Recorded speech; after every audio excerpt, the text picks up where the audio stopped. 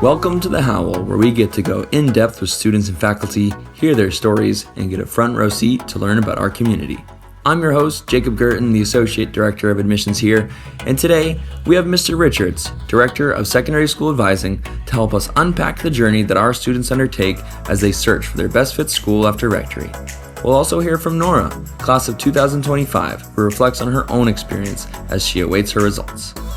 This is an in-depth look from several perspectives and should be a great listen for any parent or student with goals of getting into secondary school. Without further ado, let's howl! Good afternoon, guys. It's super exciting to be here in the Secondary School Advising office with you two, where it's our third podcast on location. And I'm very excited to be surrounded by all the good stuff that Mr. Richards has in his office, all the flags and everything. How are you guys doing today? I'm doing good. How are you? Yeah, doing awesome. Good. So, Mr. Richards, we're at a unique time of year. We have our ninth grader, Nora, with us, who we'll learn more about in a second. But why don't you tell us, give us a little 1 minute quick check of where we are and at this month and the current state of your job and what's going on right now? Yeah, I think we often call this time of year the holding pattern, right? Because we are past the major deadlines. We've passed January 15th, the first major deadline for applications to get turned in. February 1st is kind of the next biggest one after that. We're a few days past those deadlines. Mm-hmm. And now we are just kind of waiting for secondary schools to gather their materials, start reading files. And in about 5 weeks, decisions will come out. So we're in this kind of really quiet time where we just tell the kids, you're going to have a little bit more anxiety around things because you're just going to be out of the know for a little bit. So it's a downtime in the process for them, but an important time for us. Yeah. So tough time, but also exciting time, right? A lot of good stuff. But, the timeliness of this podcast will come out around when decisions are coming out. So hopefully this can be a great way to share your experience, Nora, and what the Secondary School Advising Office does, Mr. Richards. But before we dive and get deep and dirty into the process, let's get to know a little bit about each of you guys. So, Mr. Richards, can you tell us a little bit about yourself and your background and experience in the independent school world and secondary school advising? Yeah, of course. Why not? So I am a boarding school through and through sort of person. I grew up on a boarding school campus, went to that boarding school. My family's relationships with boarding schools go back a few generations. Mm-hmm. So, parents, grandparents, great-grandparents, all that good stuff. It's right there. So we've been around the New England boarding scene for a while. And honestly, just knowing the world really well just kind of gives you a lot of the background that you would need to sort of take on this role. And when I first came to Rectory, I started in the Learning Services Department for my first couple of years. I was lucky enough to join Mr. Campbell here as his number 2 and learn under him before he left to go up to admissions upstairs and leave me running the show down here. Nice.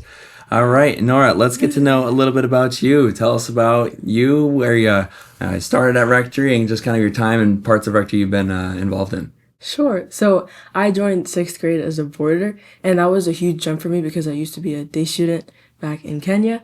And I have to say I grew to love boarding school, and some of my favorite parts about it and being at Rectory were dorm activities. I remember we went to the Wolf Den and we watched a movie there in 6th grade, and it was snowing outside. That was such a surreal moment. And then also weekend activities in general. MELP was also really fun. Last year I went to Philly, to Philly, and we got to volunteer at a school. So that was a really good experience.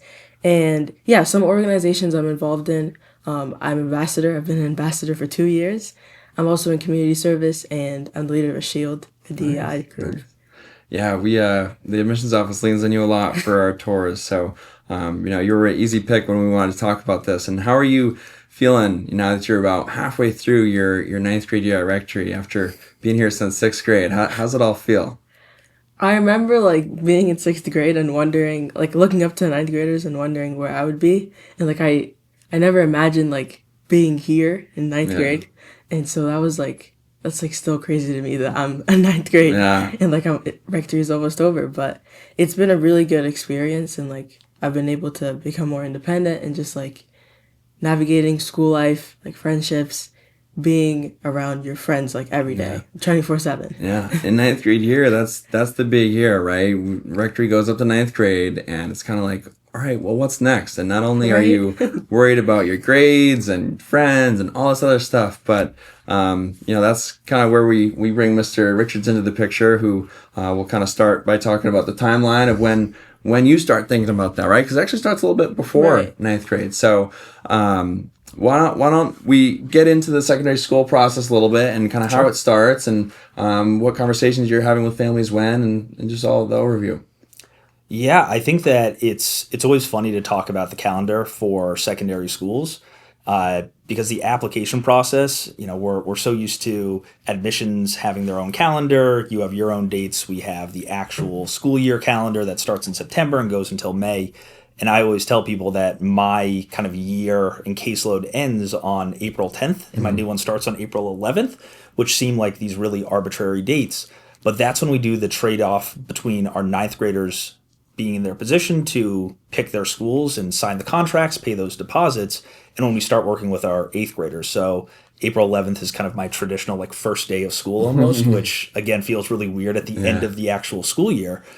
But that's really when we kick off the process. That's when we send out the first email to all the eighth graders and their families, kind of welcoming them officially into the process and talking them through what the next few months will look like. Everything from individual conversations, meetings, phone calls, and Zooms with families, plenty of forms for us to gather information, and of course our secondary school fair, which is where we're lucky enough to jam a lot of schools into our dining hall. I think we broke the record last year and had close to 75. I want to say it was 74 on the actual day of. Hoping that once we get the gym renovation all done, we'll be able to jump in there and break that record pretty easily. But yeah, just a really great chance in the spring for rising ninth graders and their families to just slowly see all the options that are out there. And it's a great time for them to just kind of walk around, pick up some swag, learn a little bit about what's out there.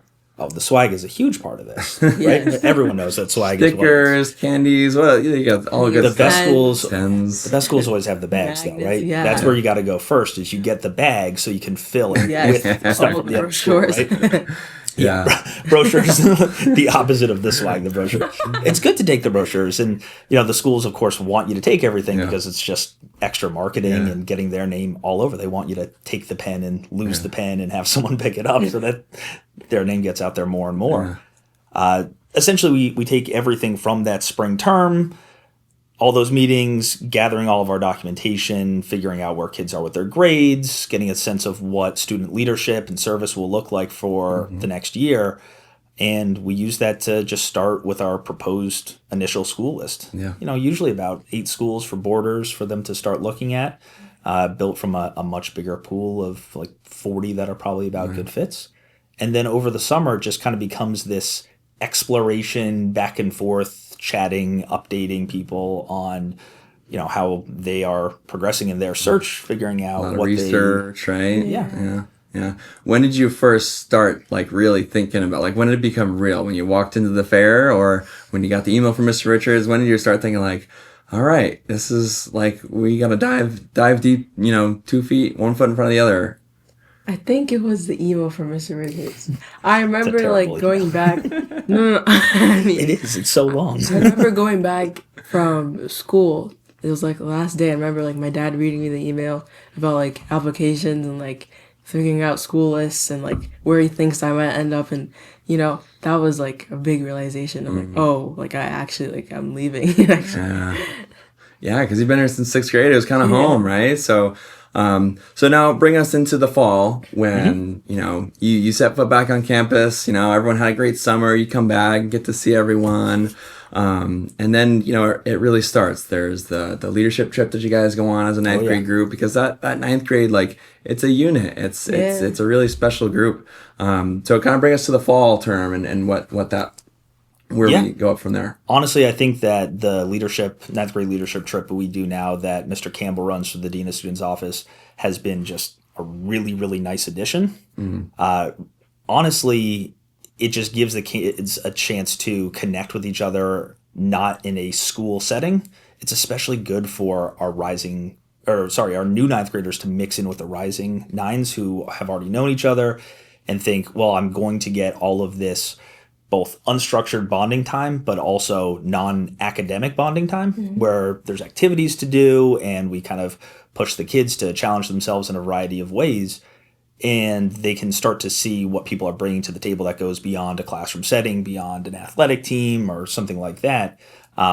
And I think also just dragging everyone to a little bit of the middle of nowhere and saying we're going to all just jump into these bunks and maybe it will be really hot, maybe it'll be really cold. Who knows what the food or the weather will be like. We're just all going to go through it together. Just helps bring everyone close right from the start. And honestly, it's a great way for secondary school advising to kind of kick off our real on-the-ground work with the kids because I get to run sessions that start introducing the ideas of building school lists and things like that. We play games with the card matching games and things like that and put kind of the admissions twist on it. Which, you remember those in the gym. Yes. And like you don't know what's about admissions until it's too late, and then we have to talk about it, and we kind of box the kids into, countering what they think the process is going to be like with games that are maybe a little bit more indicative of what you're actually going to experience. And knocking that out in the first couple of days, we come back and pretty instantly we start up our secondary school seminar. We meet during the week, during the lunch block, split the grade into 4 groups.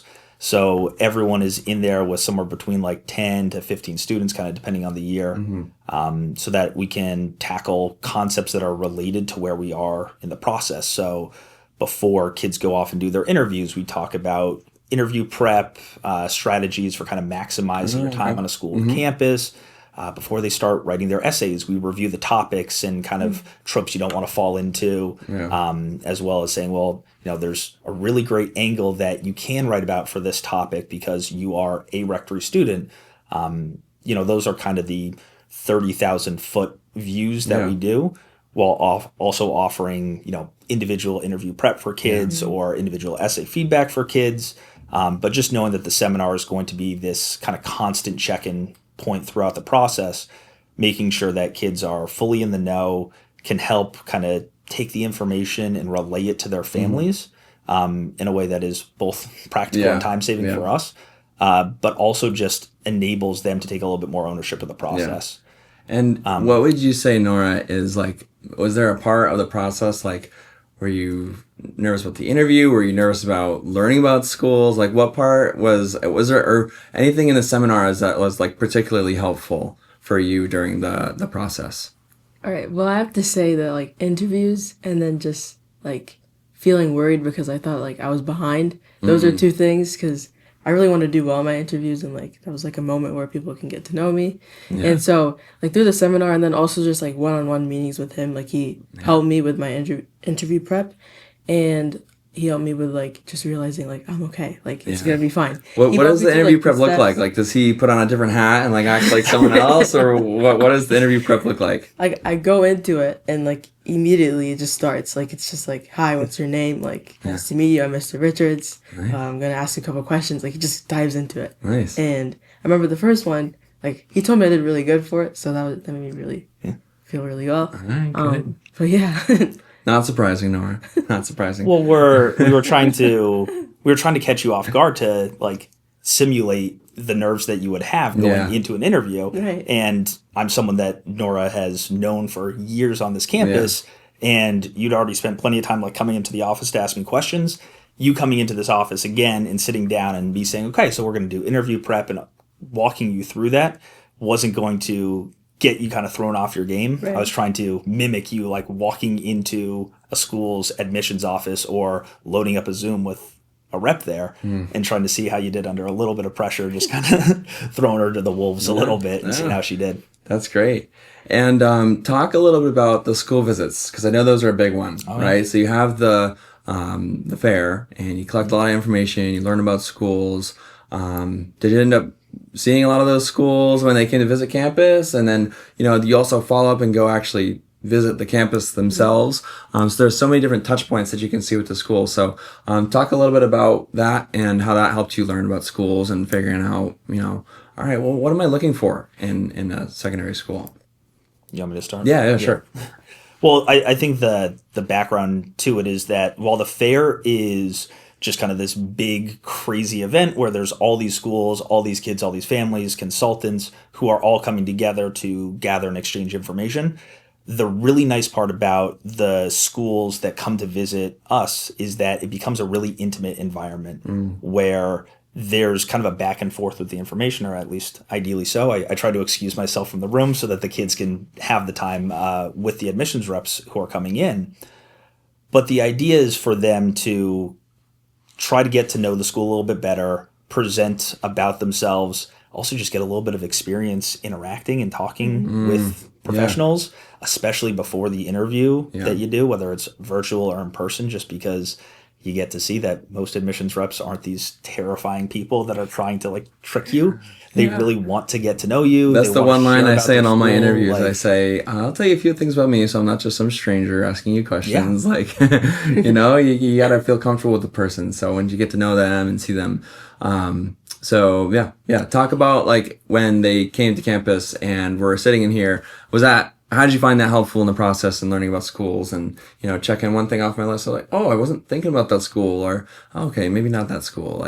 How did getting to see them help you narrow down what you were looking for? You don't need to mention anyone's names. Yeah, don't. Don't mention anyone's names. Well, I'd say it was really helpful because they had a lot of information about their school, and I got to learn about different programs, what it's like over there, leadership positions. And that was really helpful for me, and also population. I was looking for a specific, size, and that was also really good to learn about the statistics. So yeah, it was a good experience. Because there's as much research as you can do. There's website is information for everyone on these schools, but there's really specific things that you're looking for. So you have that opportunity to ask them, and then you can get an idea of okay, this is somewhere I could see myself. And then when you went to visit campuses, talk about that experience, going to see schools and touring around. I mean, that's an exciting time, right? But talk to me about going to see schools and actually, all this prep work has been done, and let's go visit them and see what it's like. Well, I have to say I did love visiting schools. Yeah. Because it's so different, seeing it on your computer and then actually going there and seeing how the students interact in the community and getting a sense of what it's like. And so that was really helpful for me. I didn't get to tour all the schools that I applied to, but I got to tour some, and just being there, looking at the facilities, the dorms, it just made me feel oh my gosh, this is so fun. Yeah. And so, now you're visiting schools, but this whole time that this is a lot of work, right? But you're also a ninth grader. You also have other responsibilities. And how did you find that juggling both, priorities? Because they're both priorities, right? It's I can't even say 1A, 1B. I guess maybe school grades, and then it's they're constantly competing with each other, right? So how did you feel about balancing both? Well, I think at the beginning of the year it was harder for me just because it's new for me. I haven't really done this sort of process. Yeah. But I have to say with his help, with my family, that did really help me manage my time, especially with the essays. I know I had to do that mostly over the break, but it was really just helpful managing my time every day and juggling okay, here's what I'm gonna do today, here's what I'm gonna prep for my interview. It just made it all work together. Yeah. And does Mr. Richards kind of lay it out for you so you kind of know where you need to be or what you need to be doing, or are there any was there ever a question of what you should be doing, or did you always feel okay, I know where I'm at and what I need to do? So every week I have a seminar on Thursday, and he would let us know okay, you should be shifting from this to this, shifting from interviews the tourings and to the essays. And so that was really helpful for me because I know okay, here's what I have to do and the time I have to do it. So yeah, that was really helpful. Great. And then I guess a big part is gathering everything and sending it to schools. Yeah. Right. That's a little bit more of the Mr. Richards area there. But that's a part of the process, right? And that's important to know. It's like a huge part of the ninth grade experience at Rectory is that, you do a good job collecting information on the students, and you want to talk a little bit about that and working with families and getting all the applications submitted. Yeah, I think that, with the application portals and all the materials we have to gather, we have a divide between what we are both responsible and capable of gathering, which is thankfully the same list. And then the students / family have their own list of things that they are responsible and solely can submit. And just making sure that we are kind of keeping everybody aware of what they're responsible for, what we're going to be uploading, collecting, all of that. It's a time-consuming part of the job, without a doubt. For every kid, we're gathering 5 recommendations, transcripts, making sure they're all formatted, edited to kind of the same exact level. That's a pretty big task. Yeah. You want to really find the balance between giving our faculty enough time to get to know the kids this year. Maybe a personal recommendation writer is a little bit different. Usually you're finding someone that you have a great existing relationship with. But for our classroom teachers, part of the reason we don't even begin assigning recommendations and having them work on them until November is we really want them to have enough data, evidence, and experience with each of their students that they can confidently fill out and write recommendations for them that are going to be, really accurate in terms of how that kid is going to be September of the following year. Yeah. So it is this kind of awkward balance of the more time we give them to write it, the less time we have to edit, format, change, the document type, make sure everything matches up. But that's an important part, right? Because there's a lot of accolades and things that can happen, like citizenship awards or, a lot of things that you guys take care of and get submitted, and that's a huge part of the application process. It is, and it just takes a lot of great check-ins with the kids too. Like we bring copies of the transcripts before they're finalized down to the kids during the seminar, and we say, like, this is what we have for your transcript at Rectory from the past 3+ years for you. And for every kid for however long it's been, and it sort of becomes, we need your help, because I don't know if the sport that's listed there for you, your 6th grade winter, is accurate. And if we've missed an award or we don't have something quite right, we want to make sure we correct that. So we're giving full credit to the kids. Yeah, you guys collect the electives, the related arts that you get to try. And there's some things that's like, you've been here for enough time. You've tried a lot of different things. Right. Yeah. So it's a lot to verify. Let's go a little bit into like, what were some things that like the Rectory experience gave you that you were able to talk about in your interviews? I think that's kind of interesting to think about. Like if we're gathering all this stuff, like, that gives you some ammo that, oh yeah, I forgot that I tried that. Or, it kind of like creates a picture. And that's something I've always appreciated with what Mr. Richards does is sometimes I get kids requesting for me to write a recommendation. And I'm like, I'm kind of humbled by them. Like, me, why me? I don't teach you or anything, but I get their dorm piece sometimes, and it completes a picture of who it is. So how has Rectory kind of like built your story and built your application for a secondary school? Well, I have to say it's built my story like a lot. Yeah. Because already like being a boarder, that's like a huge like shift. So every time like I would tell schools like, oh yeah, I'm a 4-year boarder. I've boarded since 6th grade. They would always ask me, oh, so like how did you change from like 6th grade to now? What would you tell your younger self? And like that's always been really helpful because like I already know what I'm gonna say. And that's like I feel like confident about those questions. And also just like the opportunities like going on MELPs. Like they would ask, oh, so like what experiences like changed or impacted you? Like I always had an answer for that. Yeah. And just like sports as well, because like we do sports fall, winter, and spring, and like talking about soccer, the tournaments, swimming, and like how fun those sports are. So, That's awesome. That's great. So, now I think, did we miss anything up to this point? We're kind of where we're at, right? Applications have been submitted. Yeah. Important dates to know for families is January 15th, everything gets submitted. Yep. So now we're post January 15th, as called the holding period. So that's where we are now, right? Yeah. And so what do you recommend to families and students during this time when they've worked really hard, they've handed it all in, and what do they do now? This is the hardest time because there's not a lot for them to do. Right.